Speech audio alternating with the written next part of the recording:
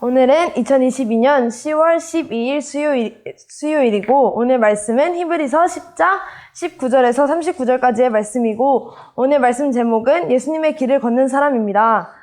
여러분, 우리는 언제나 예수님의 길을 걸으며 살아갈 수 있어야 합니다. 예수님께서는 우리가 구원을 받을 수 있도록 그 예수님의 길을, 구원의 길을 닦아놓으시고 준비해 주셨습니다. 오늘 말씀에서 나온 것처럼 예수님께서는 우리를 위해 죽으심으로써 예수님의 피로 우리는 자유롭게 그 구원의 길을 걸을 수 있게 하셨습니다.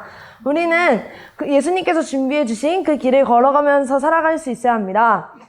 예수님께서 준비해 주신 그 길을, 구원의 길을 걷는 사람으로서 갖춰야 될 모습이 있습니다.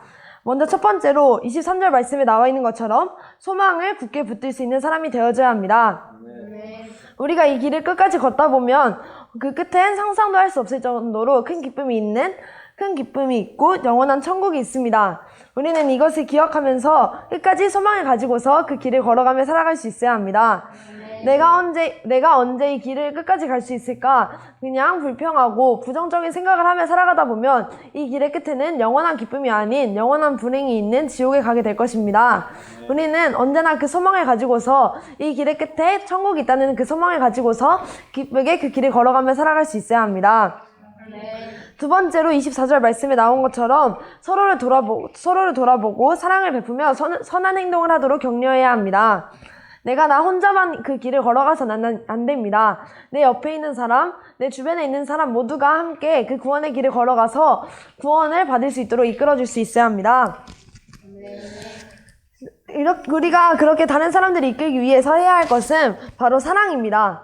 다른 사람을 사랑함으로써 우리가 그 하나님 믿는 사람의 모습을 보여주고 그렇게 함으로써 다른 사람을 구원의 길로 이끌 수 있는 사람이 되어줘야 합니다. 마지막으로는 어떤 상황이 있더라도 기뻐할 수 있어야 합니다. 우리가 어떠한 상황에서든지 기뻐할 수 있는 이유는 무엇일까요?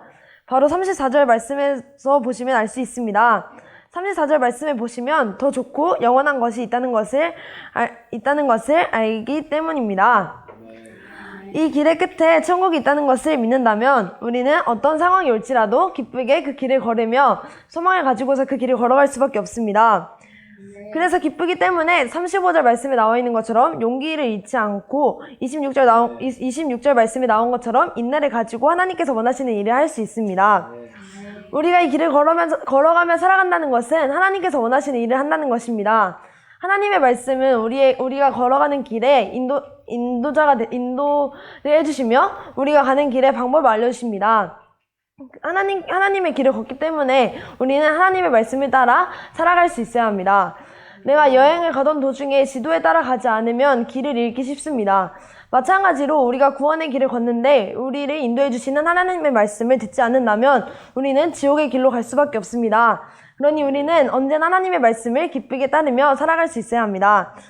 그렇게 함으로써 우리는 믿음으로 구원함을 얻을 사람이 되어줘야 합니다.